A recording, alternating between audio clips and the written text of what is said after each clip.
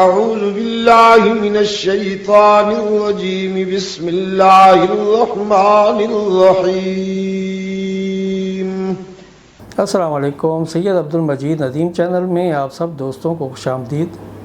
آج ہم جو بیان لے کے آپ کی خدمت میں حاضر ہوئے ہیں، یہ بیان پہلے سے اس چینل پہ اپلوڈ ہے، لیکن اس کی آڈیو کوالٹی اچھی نہیں ہے، تو میں نے کیسٹ سے وہ آڈیو لے کر اس ویڈیو کے اوپر لگائی ہے.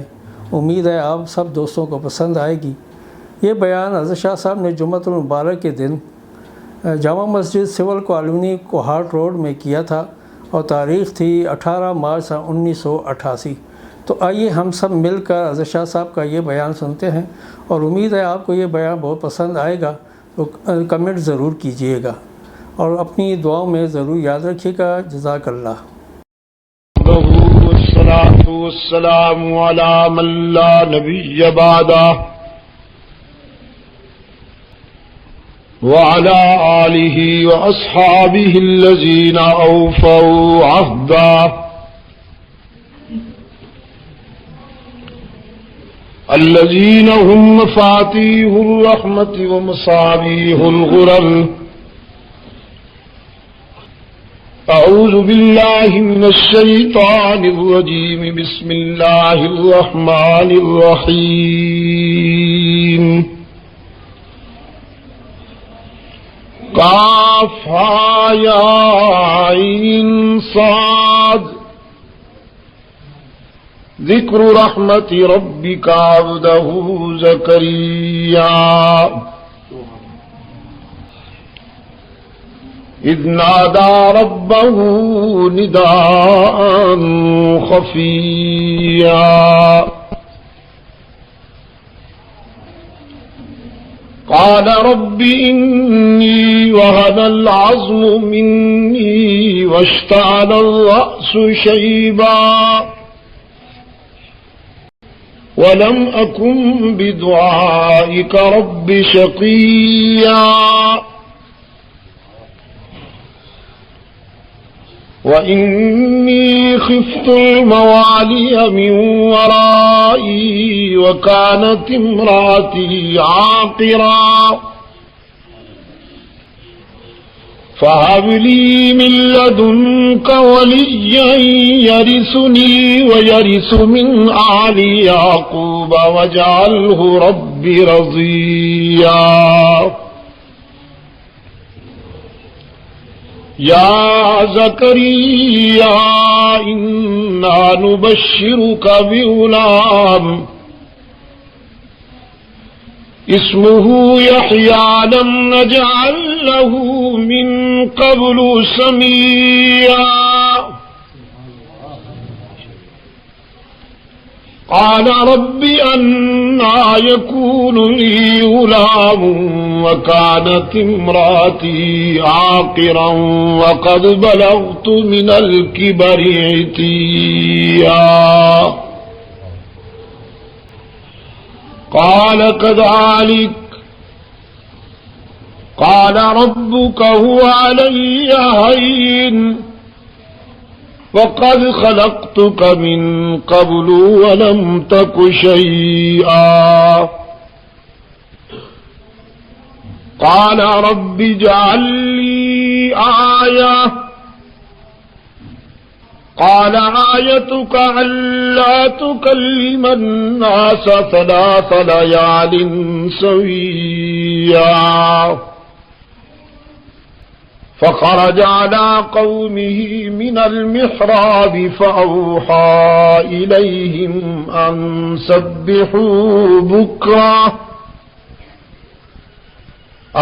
سبحوا بكرة وعشيا. يا يحيى خذ الكتاب بقوة وآتيناه الحكم صبيا وحنانا من لدنا وزكاة وكان تقيا وبرا بوالديه ولم يكن جبارا عصيا. وسلام عليه يوم ولد ويوم يموت ويوم يبعث حيا صدق الله مولانا العظيم. محترم بزرگوں اور عزیز دوستو، سورہ مریم کا ابتدائی حصہ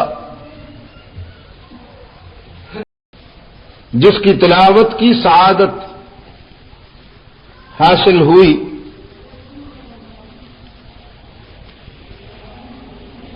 اپنے دامن میں بہت ساری حکمتیں، بہت سارے بصائر اور عبر لیے ہوئے بنی نوع انسان کی فکری رہنمائی کرتا ہے، جس میں اللہ کے ایک جلیل القدر پیغمبر کی آرزو اور حق تعالی کی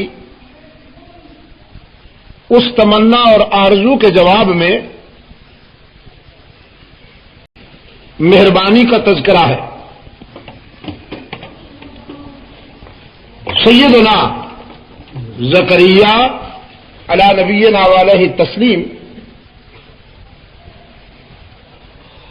جو کفیل بھی ہیں حضرت مریم علیہ السلام کے،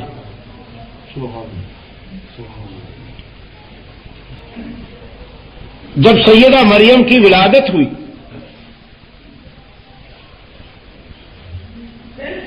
جن کی والدہ نے نظر مانی تھی کہ اللہ اگر مجھے نرینہ اولاد عطا کرے گا، بیٹا دے گا، تو میں اسے اس کے دین کی تبلیغ کے لیے وقف کر دوں گی، لیکن بیٹی پیدا ہوئی چونکہ اللہ کی مرضی اور اس کی مشیت کا تقاضا تھا۔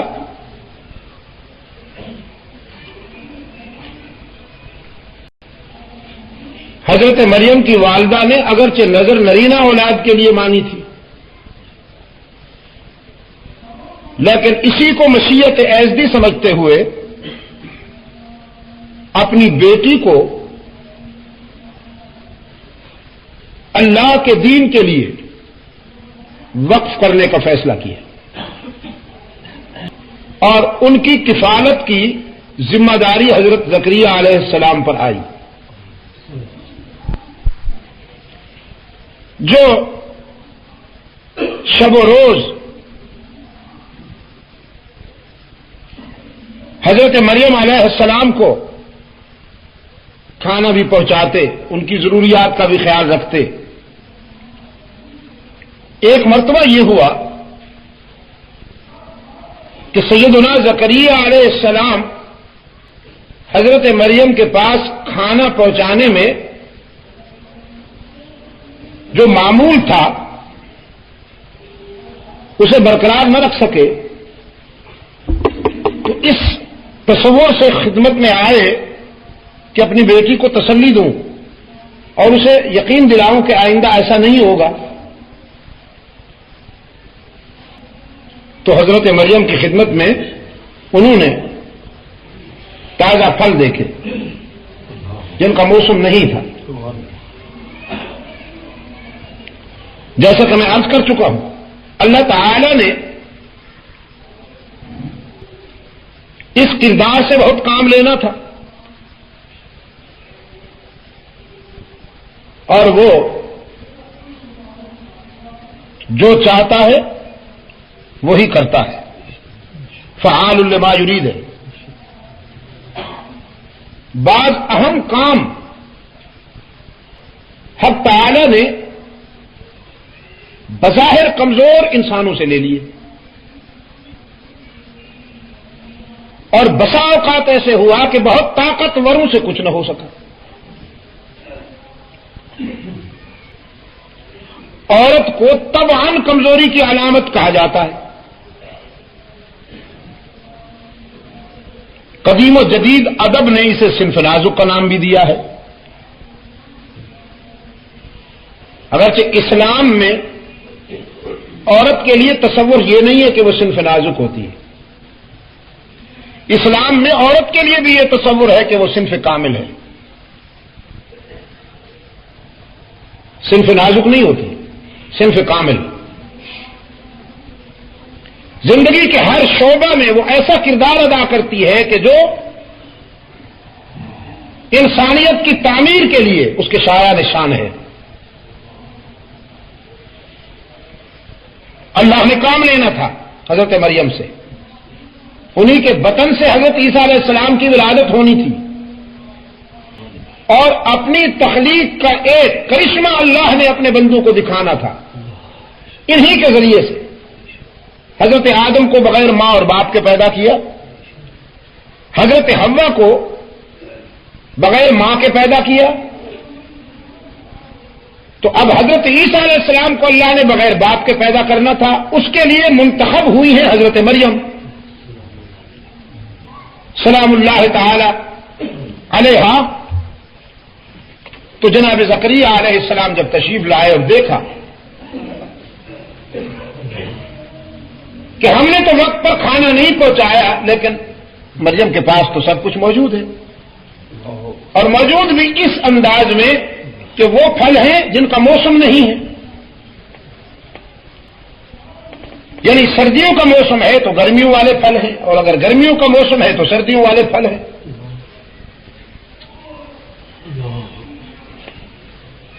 تو جناب زکریا علیہ الصلوۃ والسلام نے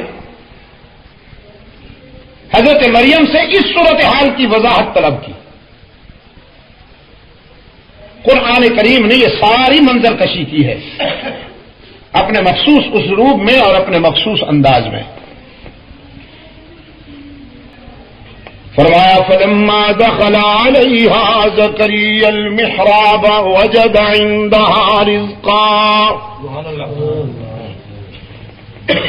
اشارہ ہو جاتا وہ بھی کافی تھا، لیکن ڈیٹیل کے ساتھ کیوں بیان کیا گیا؟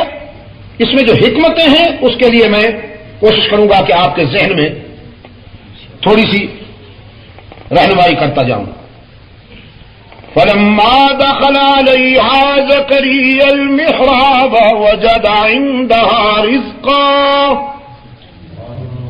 قال یا مریم انى لك هذا قالت هو من عند اللہ۔ جناب زکریا علیہ السلام جب مریم کی حجرہ میں داخل ہوئے تو آپ نے دیکھا تازہ پھل موجود ہیں جن کا موسم بھی نہیں، وہ سردیوں میں تازہ کھجوریں حضرت مریم کے سامنے رکھی ہے۔ جناب زکریا علیہ الصلوۃ والسلام نے فرمایا انى لك هذا، بیٹی ہم نے تو یہ کھجوریں نہیں بھیجی، آپ کے پاس یہ کہاں سے آئیں؟ سیدہ مریم نے صلوات اللہ وسلامہ علیہا بے ساختہ جواباً عرض کیا هو من عند اللہ، یہ اللہ کے فضل و کرم سے آئی ہے۔ یہ ہے سبق ہمارے لیے۔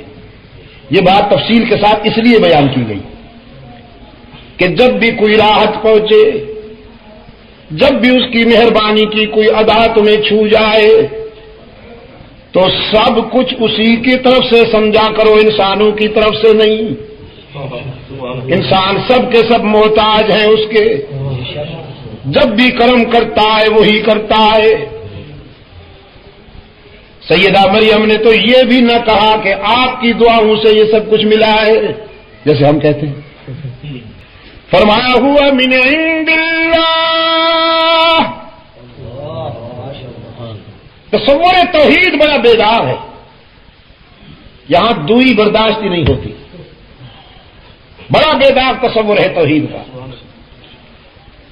توحید کی مستی میں سرشار بیٹھی ہے مریم، اور زکریا کے سوال کا جواب دیتے ہوئے کتنا دو ٹوک لے جائے مریم کا، فرمایا ہوا من عند اللہ، اللہ کی طرف سے ہیں۔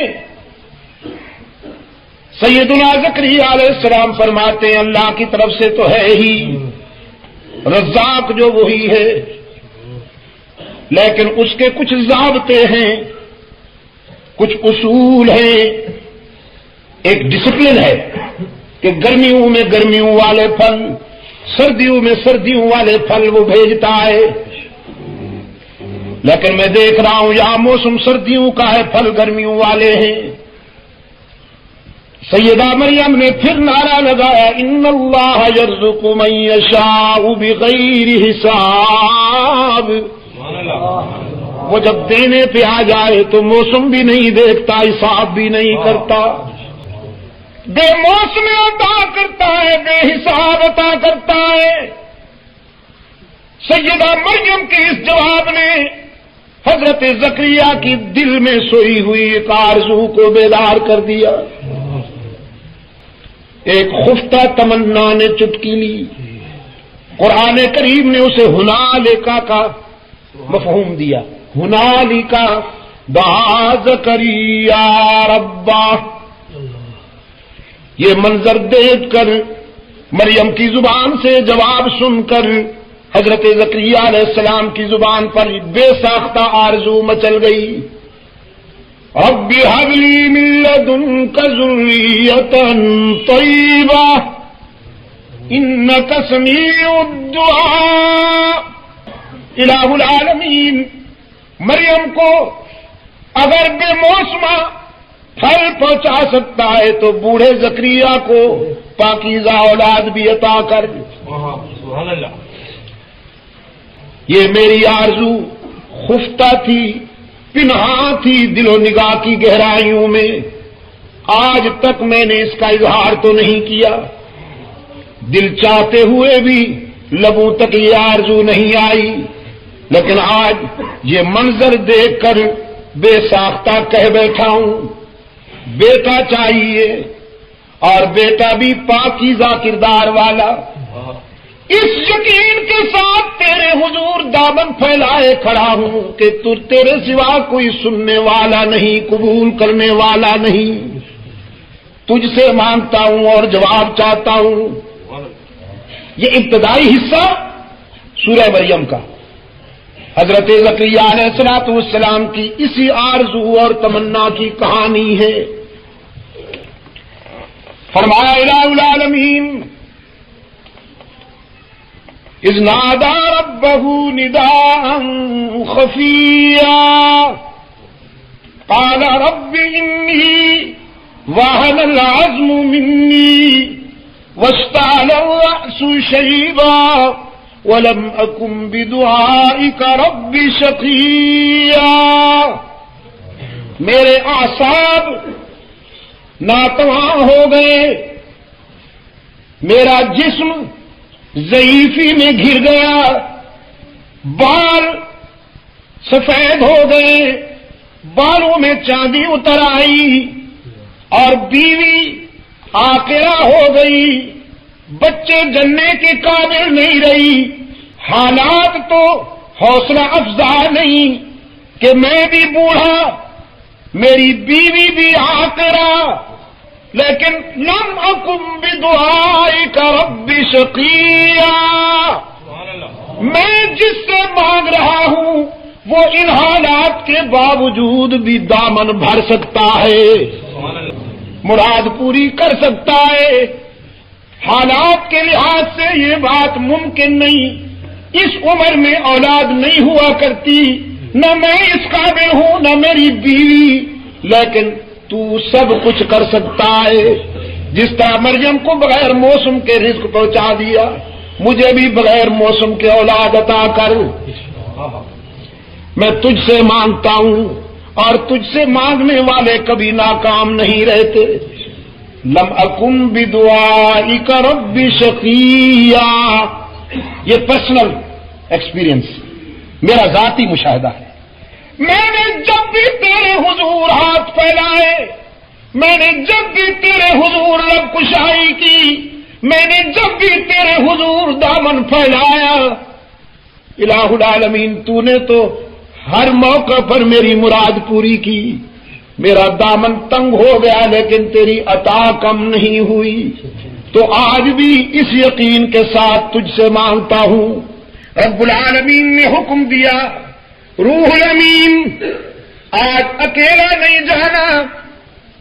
عموماً تنہا روح الامین پیغام رسانی کے لیے آتے جاتے ہیں، لیکن آج حکم ہوا اکیلے نہیں جانا، وقت لے کے جاؤ فرشتوں کا۔ میرے بوڑھے زکریا نے طلب میں ہاتھ اٹھا رکھے ہیں، وہ ہاتھ چہرے پر نہ پھرنے پائیں، آنسو خشک نہ ہونے پائیں کہ بیٹے کی مبارکباد پہلے پہنچ جائے۔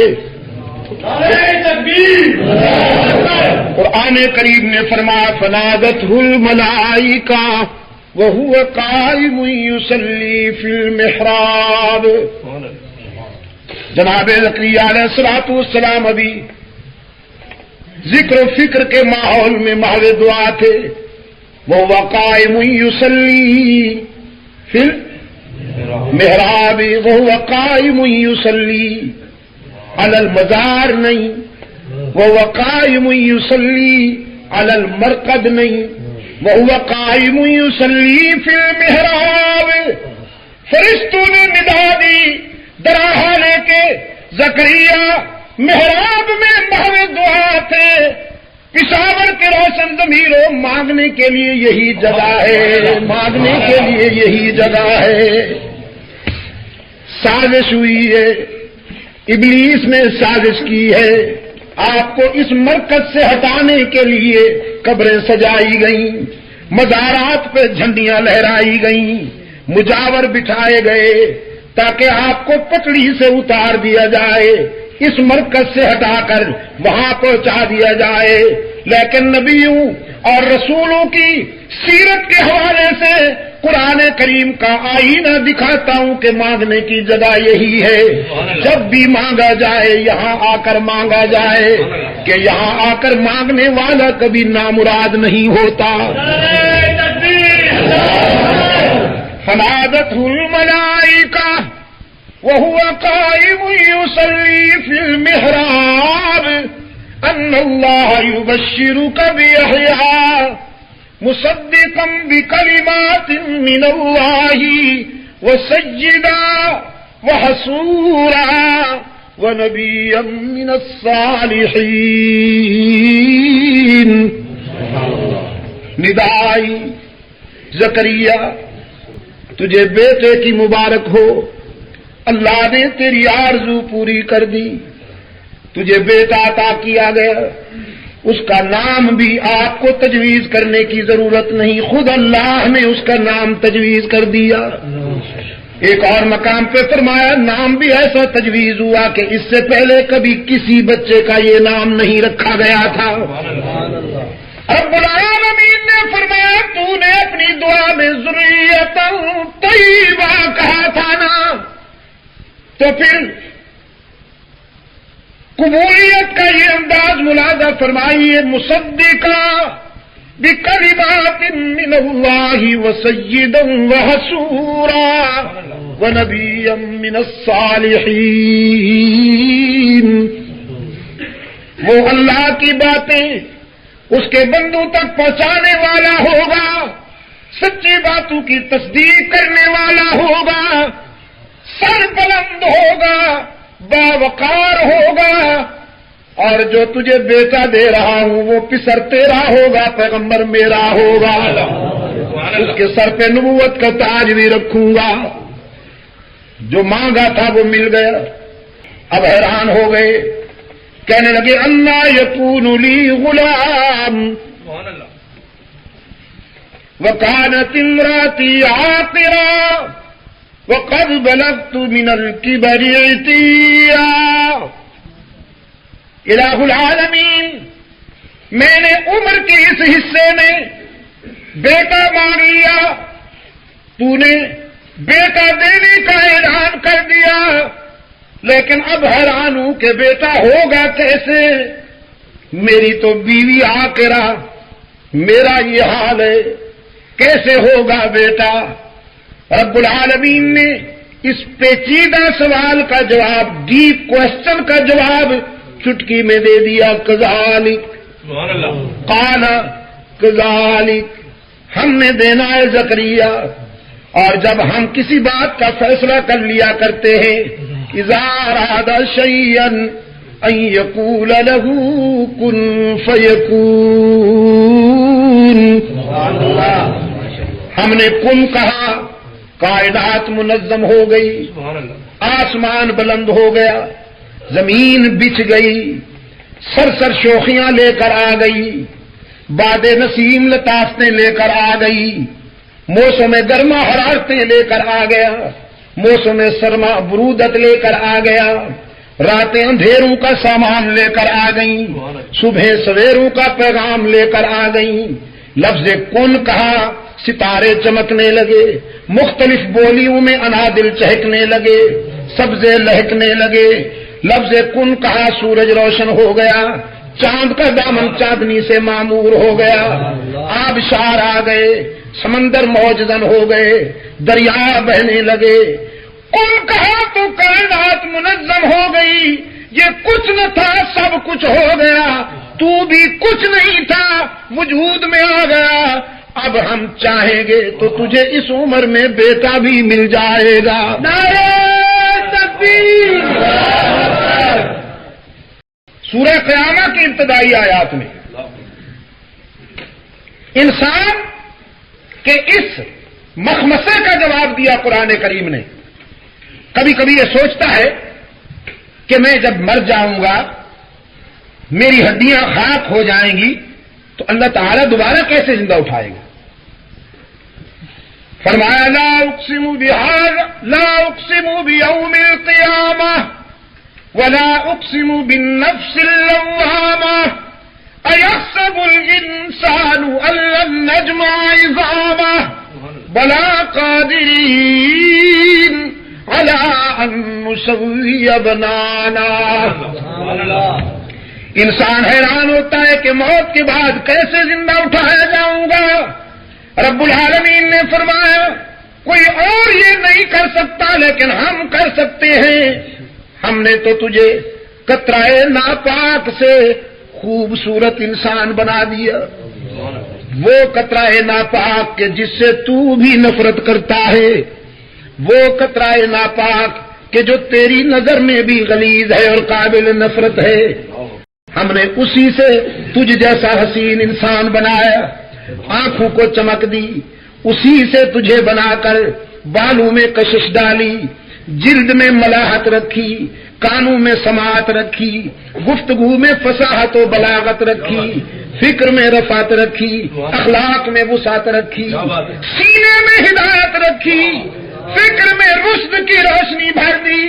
ایک قطرہ ناپاک سے تجھے کیا سے کیا بنا دیا، تو نہیں تھا وجود میں لائے، پھر جب تو مٹی میں مل جائے گا تو تجھے اٹھا بھی لیں گے۔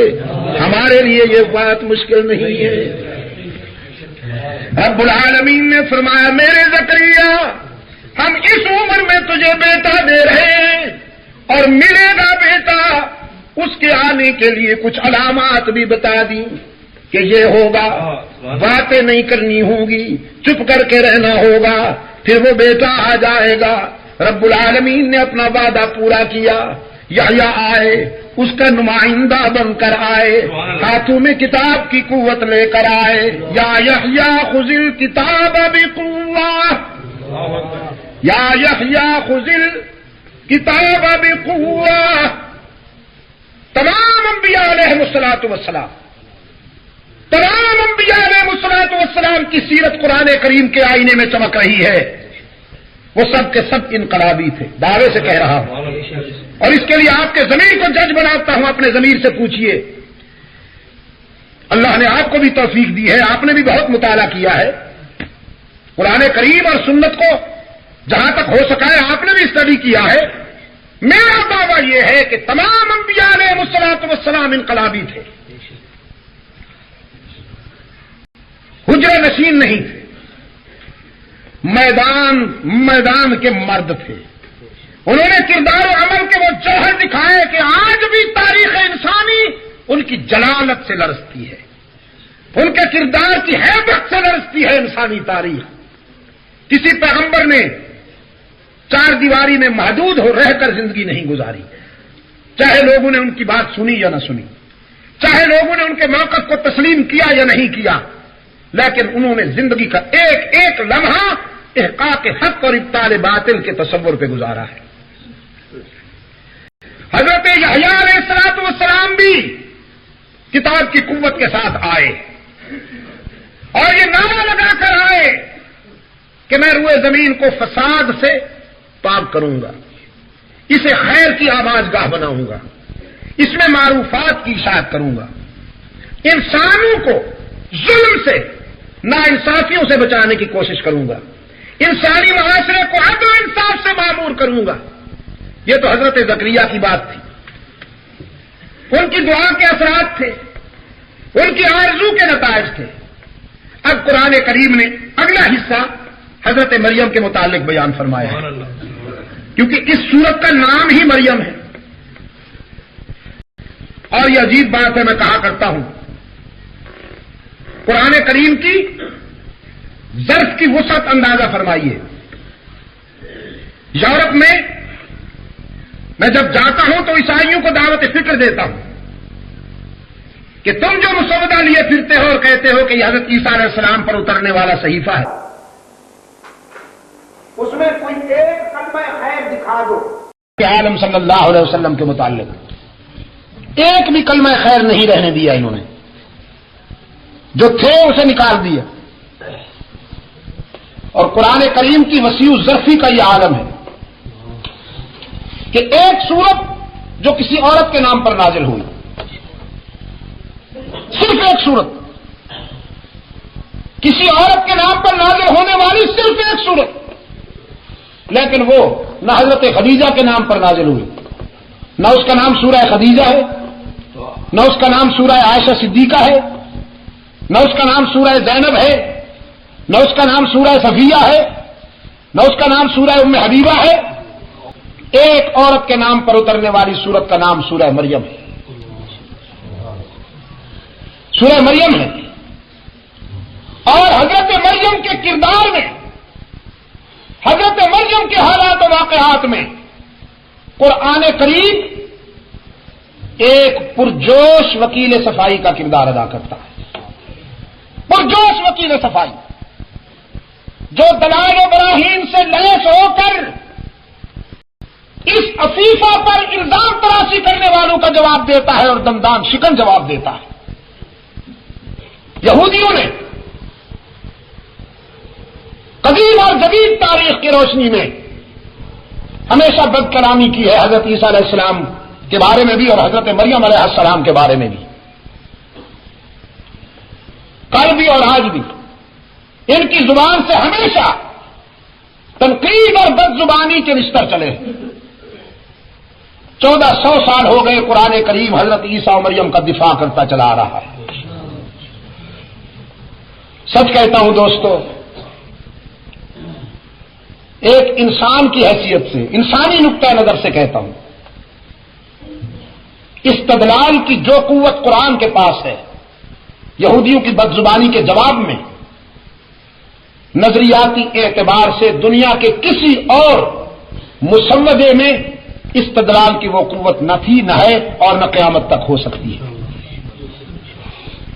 بلکہ کبھی کبھی تو بائبل کے حاملین کو بھی جب کوئی جواب نہیں بن پڑتا یہودیوں کے مقابلے میں تو انہیں بھی قرآن کے پاس آنا پڑتا ہے. دیکھو جی قرآن نے یہ کہا ہے.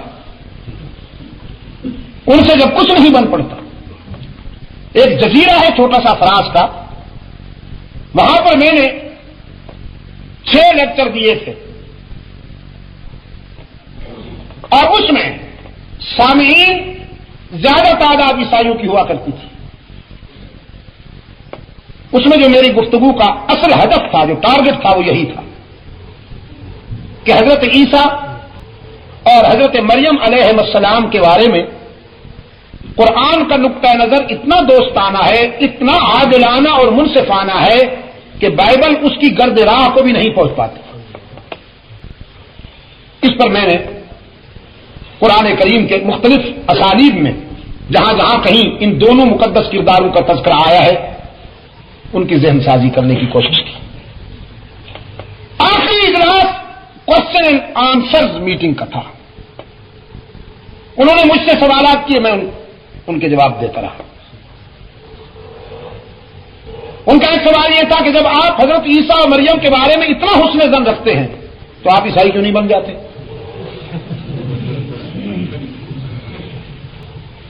اگر آپ حضرت عیسیٰ اور مریم علیہ السلام کے بارے میں اتنا حسن ظن رکھتے ہیں تو آپ کو تو عیسائی ہونا چاہیے. میں نے اس کے جواب میں کہا کہ اگر حضرت عیسیٰ و مریم سے عقیدت و محبت رکھنا اور ان کے پیغام پر عمل کرنے کا نام عیسائی ہے تو میں تو عیسائی ہوں.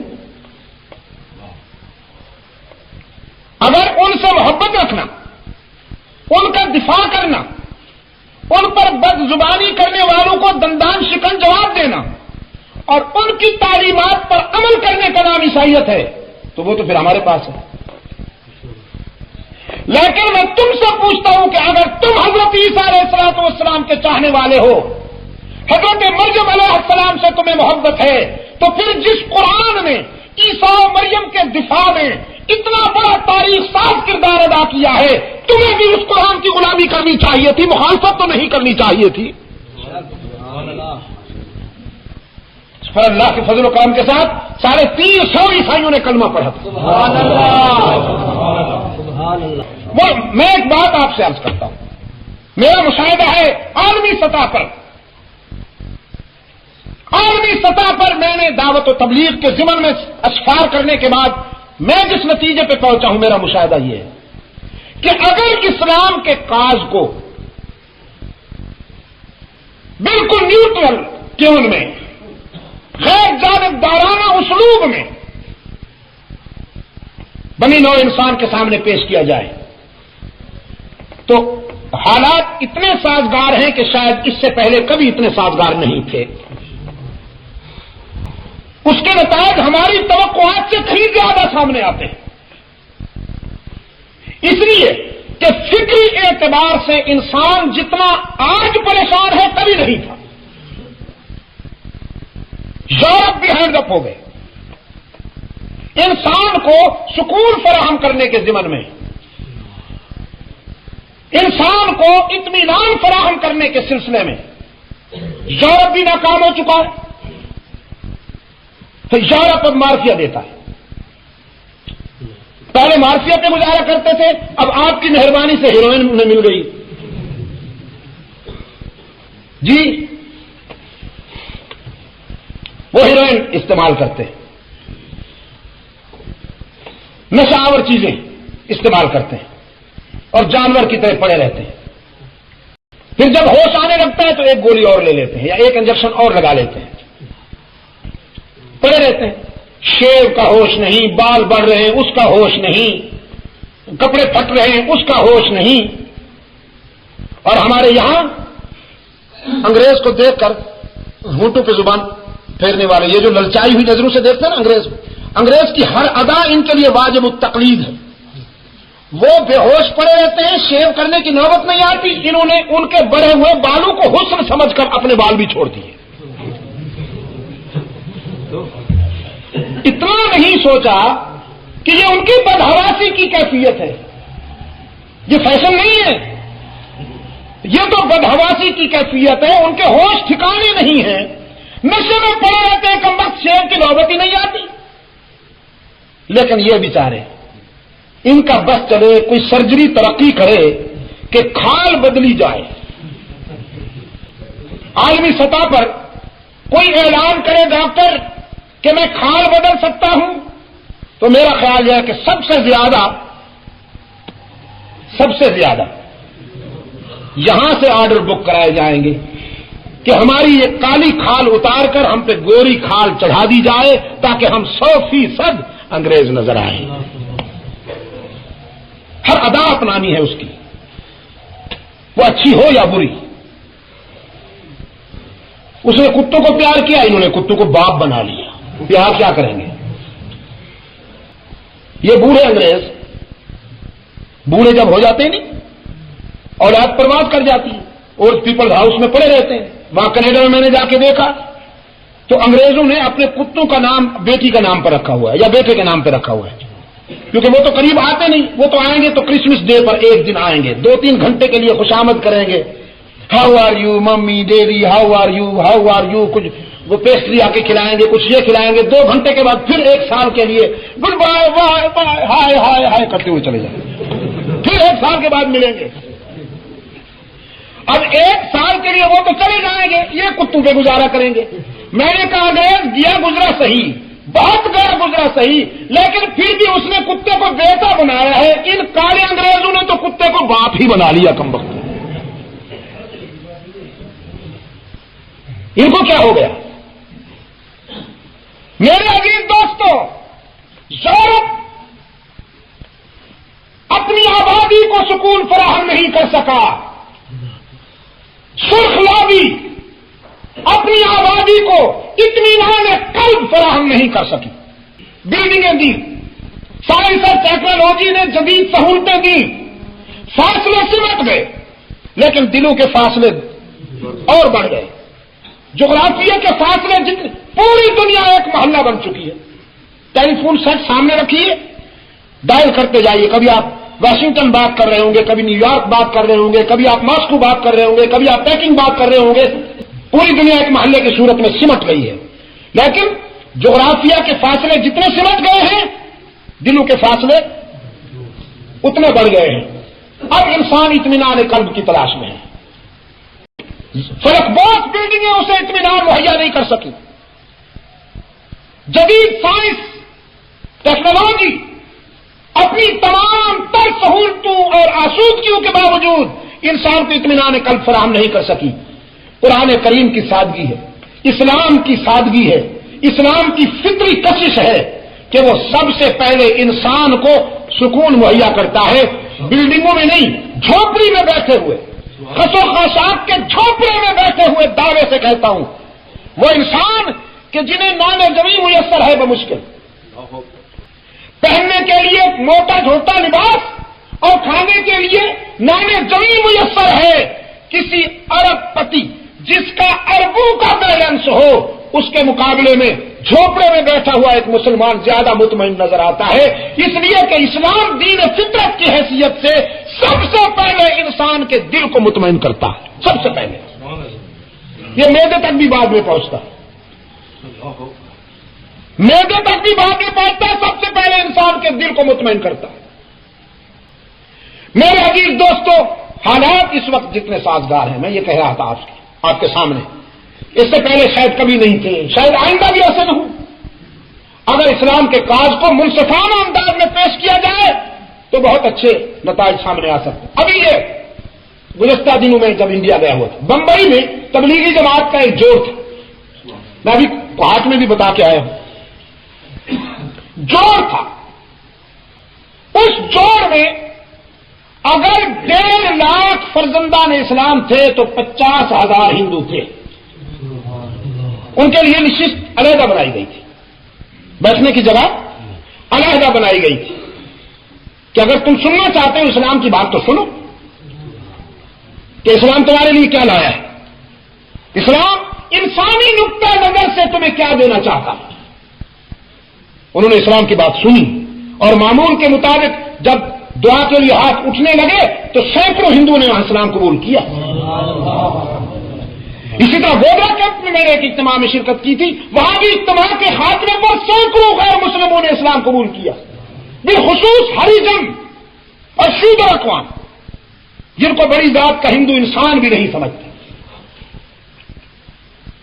उनको अपनी चारपाई पर नहीं बैठने देता, उनको अपने बर्तन में पानी नहीं पीने देता, हाथ मिलाना उनसे गवारा नहीं करता, छूत छात का मुजाहरा करता है। जब वो इस्लाम के अखलाक को देखते हैं, जब वो इस्लाम की इंसानियत नवाजी को देखते हैं, जब रहमत आलम सल्लल्लाहु अलैहि वसल्लम की सीरत सुनते हैं जी,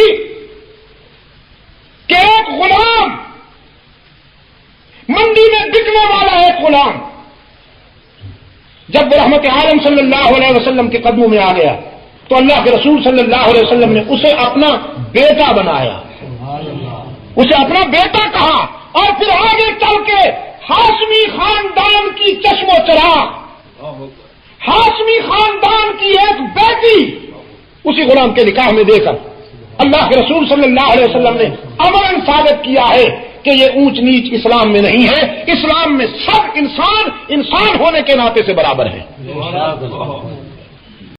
اسلام غیر منصفانہ تقسیم اور تفاخر کے یہ بت توڑنے کے لیے آیا ہے۔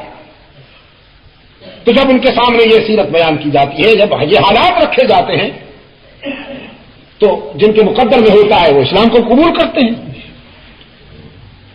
گھڑی نے 2 بجا لی ہے اور میں ابھی بات شروع کر رہا ہوں، لیکن ظاہر ہے آپ نے تو کہا جی چلیں، نماز عصر کے ساتھ پڑھ لیں گے نماز جمعہ میں، چلیں آپ، لیکن میرا یہ ذوق نہیں، مولانا کی طرف سے اگرچہ مجھے اجازت ہے لیکن میں نماز کو مؤخر کرنا پسند نہیں کیا کرتا ہوں، میرا یہ معمول ہے۔ اللہ تعالی ہم سب کو قرآن کے دامن میں امن اور سلامتی حاصل کرنے والوں میں شامل فرمائے، ہماری عملی زندگی میں قرآن کریم کے انوار و تجلیات نظر آئے اور ہم مثالی مسلمان بن کر آنے والی نسلوں کے لیے آئیڈیل کردار چھوڑ کر جائیں۔ آج کے حالات میں میرے بزرگ خاص طور پر سنیں، آج کے حالات میں نئی نسل خاص طور پر ذہنی اضطراب میں مبتلا ہے۔ اس کی وجہ یہ ہے، ایک تو سرکاری پالیسیاں اسلام کش ہیں، اسلام کے نام پر کفر کا کاروبار چلتا ہے۔ نام تو یہ نا کہ اسلام آ چکا، اور کیا چاہتے ہو؟ اور بیچارے ہمارے نوجوان، ہمارے بچے جب ریڈیو کھولتے ہیں تو طوائفوں کے گانے سنتے ہیں، وہ کہتے ہیں شاید یہ بھی اسلام کا ایک حصہ ہے۔ ٹی وی کا بٹن آن کرتے ہیں تو اس میں وہی گندی جنس کھڑی ہوتی ہے، وہ کبھی تھرک رہی ہیں، کبھی ناچ رہی ہیں، کبھی گا رہی ہیں، تو نوجوان سوچتے ہیں شاید یہ بھی اسلام ہوگا۔ ہر رات بکنے والا جسم، ہر رات بکنے والا جسم، جس کو جسم کہنا بھی میرے خیال میں جسم پہ زیادتی ہے، غلاظت کا مجسمہ، گندگی، اس کو ٹی وی پہ یوں پیش کیا جاتا ہے کہ جیسے بہت بڑی قیمتی شے ہو، اس کے پوسٹ دکھائے جاتے ہیں، اس کی عزت بنائی جاتی ہے، نئی نسل کو کاشن دیا جاتا ہے کہ اگر تم نے بھی ترقی کرنی ہے تو یوں بنو، ایوارڈ دیے جاتے ہیں۔ امریکہ کے پالتو غلام یہاں بیٹھے ہوئے، وہ تبلا سرنگی کی فضا میں ناچنے گانے والوں کو ایوارڈ دیتے ہیں، ان کی حوصلہ افزائی کرتے ہیں، ان کو تھپکی دیتے ہیں، شاباش، اور ناچو اور گاؤ۔ 2 بہن بھائی خبیث وہاں چوسی ہوئی گنڈیریاں یورپ نے چوس کر انہیں پھینکا، پاکستان والوں نے آنکھوں پہ بٹھا لیے۔ وہ لانتی جنس، ان کو یہاں وہ عزت ملی کہ کبھی وہ سوچ بھی نہیں سکتے تھے، کبھی وہ سوچ بھی نہیں سکتے تھے۔ اب یہاں والوں نے انہیں یوز کر کے پھینک دیا، اب ہندو نے انہیں پسند کر لیا، اب وہ استعمال کریں گے۔ نئی نسل کو تباہ کر دیا ہے میڈیا نے، قومی ذرائع ابلاغ نے تباہ کر دیا ہے انہیں۔ رہ گئی تھی مذہب کی فضائیں، مسجدیں، یہاں سے امن کی آواز اٹھتی تھی، یہاں سے سکون کا پیغام اٹھتا تھا، لیکن امریکن لابی کے منصوبے کے مطابق ان کو انتشار و اضطراب و اختلاف کا شکار کر دیا گیا۔ عیسائی مذہب کے حوالے سے کبھی نہیں لڑتے، قادیانی مذہب کے حوالے سے کبھی نہیں لڑتے، آغا خانی مذہب کے حوالے سے کبھی آپ نے کبھی نہیں سنی ہوگی کہ ان میں لڑائی ہوئی ہو۔ کیوں؟ یہ امریکن لابی کے خود کاشتہ پودے ہیں، یہ امریکہ کے لگائے ہوئے پودے ہیں، کیونکہ امریکہ چاہتا ہے کہ یہ بڑھیں پھلیں پھولیں۔ جب بھی لڑائی ہوگی مسلمانوں میں ہوگی، کبھی کسی مسئلے پر، کبھی کسی عنوان پر، کبھی کسی حوالے سے، یہ آپس میں لڑیں گے تاکہ یہ لڑ کر متنازع بن کر مٹ جائیں، یہ منتشر ہو کر ختم ہو جائیں اور وہ متحد رہ کر بڑھیں پھلیں پھولیں۔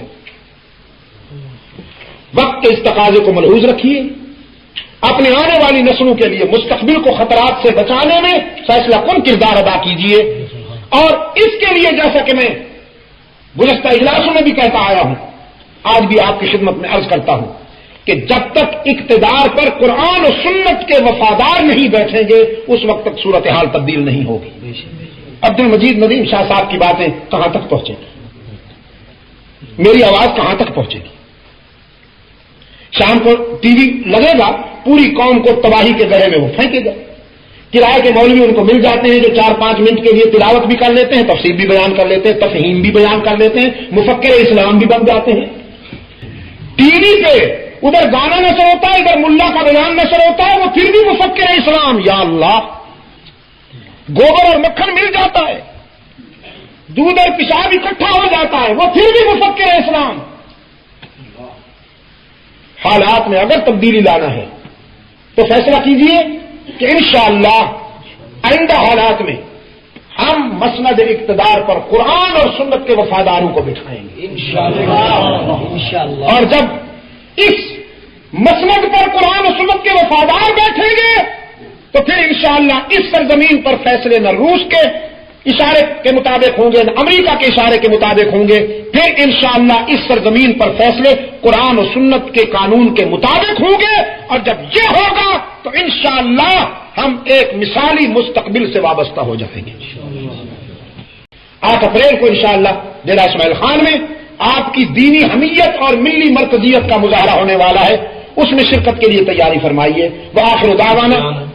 ہاں، انڈیا میں ہونے والے کچھ بیانات آپ کو اس سے یہ جو کیسٹیں آپ سنیں گے تو آپ یہ بھی اندازہ فرمائیں گے کہ وہاں کے مسلمانوں کو اللہ نے کیا جذبات آپ فرمائے ہیں، کتنا سکون کے ساتھ وہ بات کو سنتے ہیں. بلا مبالغہ لاکھوں کے اجتماعات ہیں جن میں یہ میرے بیانات ہوئے ہیں. بڑودہ میں، حالانکہ وہ بڑا سینسٹیو ایریا ہے احمد آباد اور بڑودہ کا، عموماً وہاں ٹینشن رہتی ہے ہندو مسلم، لیکن اجتماع دیکھ کر میں حیران ہو گیا. آپ یقین فرمائیں اللہ کے گھر میں بیٹھا ہوں کہ پشاور میں کبھی اتنا بڑا اجتماع نہیں ہوا جتنے یہ اجتماع تھے. ہاں جناب مدنی، پھر ایک اجتماع نہیں، ایک رات، دوسری رات اس سے زیادہ، تیسری رات اس سے زیادہ، چوتھی رات اس سے زیادہ، پانچویں رات اس سے زیادہ. آخری اجتماع وہاں ریلوے گراؤنڈ ہے بڑودہ کے ریلوے اسٹیشن کے قریب. وہ کہتے ہیں ہماری تاریخ میں یہ گراؤنڈ کبھی نہیں بھرا. آخری اجتماع میں اس گراؤنڈ میں بھی جگہ نہیں تھی. احمد آباد سے، سورت سے، بھروچ سے، پنج محل سے، ولساد سے، مہاراشٹر سے، ادھر جے پور سے بسوں اور ٹرکوں کے قافلے آئے. عبد المجید ندیم تو اتنی بڑی شے نہیں ہے، بہت ہی حقیر سا آدمی ہوں. یہ قرآن کی کشش ہے، بس یہ ساری کشش قرآن کی ہے. اس قدر قافلے آئے کہ وہ گراؤنڈ بھی تنگ ہو گیا. آپ ان کو گھر میں بھی مت رکھیے گا، لیجئے اور سننے کے بعد پھیلانے کی کوشش کیجئے.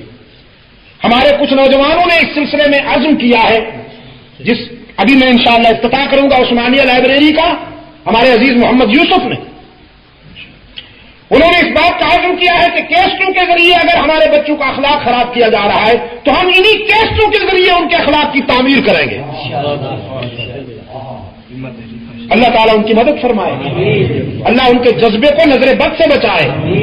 تو یہ کیسٹیں آپ دعا کے بعد لے سکیں گے انڈیا میں ہونے والے بیانات کی. انہیں پھیلائیے آگے جذبہ تبلیغ کے ساتھ. وآخر دعوانا ان الحمدللہ رب العالمین. ابھی آپ حضرت شاہ صاحب رحمۃ اللہ تعالیٰ علیہ کا بیان سماعت فرما رہے تھے، جس کا عنوان تھا سیدنا زکریا علیہ الصلاۃ والسلام.